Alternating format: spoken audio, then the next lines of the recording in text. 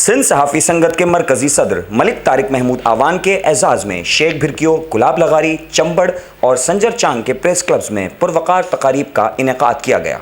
इस मौके पर जब मलिक तारिक महमूद आवान प्रेस क्लबों के दौरे पर पहुंचे तो उन्हें रैलियों की शक्ल में प्रेस क्लब्स तक लाया गया, जहां पर मौजूद सहाफ़ियों ने उनका पुरतपाक इस्तकबाल किया और फूलों की पत्तियां निछावर की गईं, जबकि सिंधी टोपी और अजरक के तहाइफ भी पेश किए गए।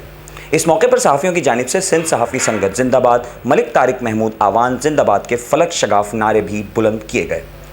तकारीब से खिताब करते हुए मलिक तारिक महमूद आवान ने कहा कि सिंध सहाफ़ी संगत 22 सालों से सिंध भर में सहाफ़ियों के हुकूक की जंग लड़ने में मसरूफ़ अमल है और सिंध की सबसे बड़ी सहाफ़ती रजिस्टर्ड जमात है।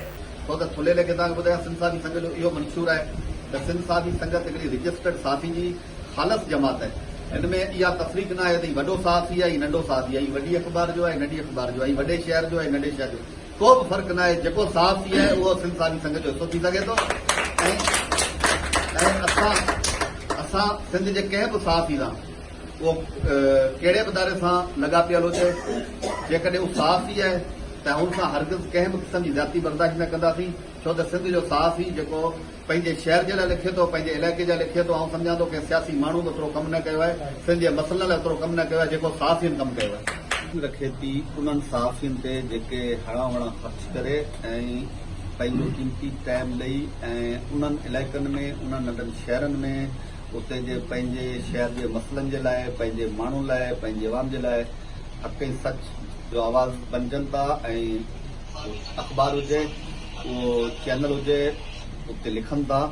ऐं तव्हां ॾिठो त अहिड़ा सिंध जा खोड़ सहाफ़ी जेके विकामजन ऐं जेके ॾाह ॾेई ज़ुल्म जे अॻियां झुकिया न ऐं शहीद थी विया, असां उन्हनि खे सल्यूट पेश कयूं था। त तव्हांखे इहा ख़बर हुअणु खपे त तव्हां वटि उहो कलम आहे जंहिंखां वधीक के हथियार में ताक़त न आहे। इहो सहाफ़ियुनि जे हथियार में ताक़त आहे। त आऊं हिननि सभिनी सहाफ़ियुनि खे या गुज़ारिश कंदसि, ऐं हमेशह कंदा आहियूं जिते बि वेंदा आहियूं, त जेकॾहिं पंहिंजा हक़ वठणा थो, पाण सां थींदड़ नाजाइज़ी यानी ज़्यादती जो इज़ालो करणो अथो, त पाण में इहे नंढा नंढा इख़्तिलाफ़ विसारे हिकु प्लेटफॉर्म ते गॾु थियो। जेॾी महिल के सहाफ़ी सां नाजाइज़ी थिए त ओॾी महिल इहो न ॾिसो त हीउ कहिड़ी अख़बार जो आहे, कहिड़े चैनल जो आहे, कहिड़े प्रेस क्लब सां आहे, हीउ कहिड़े अदारे सां आहे। हू असांजो सहाफ़ी भाउ आहे। असां हुन सां नाजाइज़ी कॾहिं बि बर्दाश्त न कंदासीं। असां हुनजे लाइ एहतिजाज बि कंदासीं, मुज़ाहिरा बि कंदासीं, धरणा बि हणंदासीं, बुख हड़तालूं बि कंदासीं।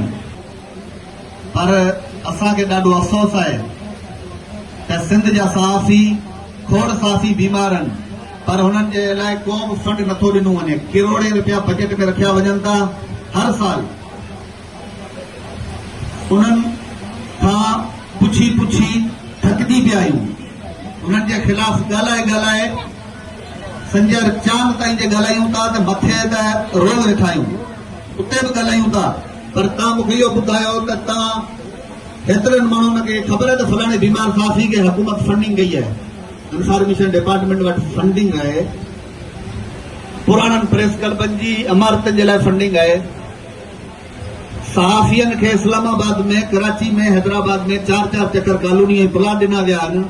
हिते संजर चांग में, चंबड़ में, शेख भिरकियो में, गुलाब लेगारी में, मातली में सहाफ़ियुनि खे हिकिड़ो प्लाट बि न ॾिनो आहे। छो? को बि सहाफ़ी वॾो न आहे, को बि सहाफ़ी नंढो न आहे। असां सिंध जे सहाफ़ियुनि खे पंहिंजा हक़ वठण जे लाइ हिकिड़े प्लेटफॉर्म ते मुतहद थियणो पवंदो।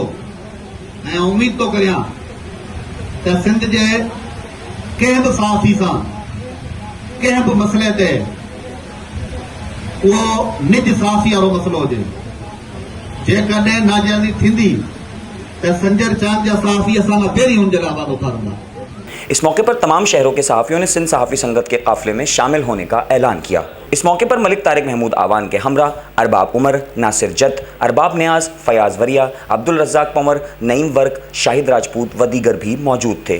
जबकि मुख्तलिफ शहरों के प्रेस क्लब में आगा जानिब, सैयद गुलाम हैदर शाह, अब्दुल शकूर शेख, डॉक्टर मुनव्वर अली आराई, हाशिम कमरानी, इमाम बख्श टंगरी, जमाल आलमानी, मुजफ्फर ब्रोही, अमीन थईम, एन ए भुरगड़ी, मोहम्मद रफ़ीक, जुल्फ़िकार थईम, मोहम्मद अली शेख, सज्जाद थईम, महबूब मल्ला, हबीब मुगल, अरबाब अमीन नौडियो, गुलजार लगारी, अब्दुल गफ़ार लगारी, इब्राहिम लगारी, सागर कासिम समो, मुस्तफ़ा पंवर, गुलाम शब्बीर हंगोरजो, हसन समो, याकूब आमदानी, लाल बख्श पंवर, आदिल हंगोरजो, जलाल खान पठान व दीगर भी मौजूद थे।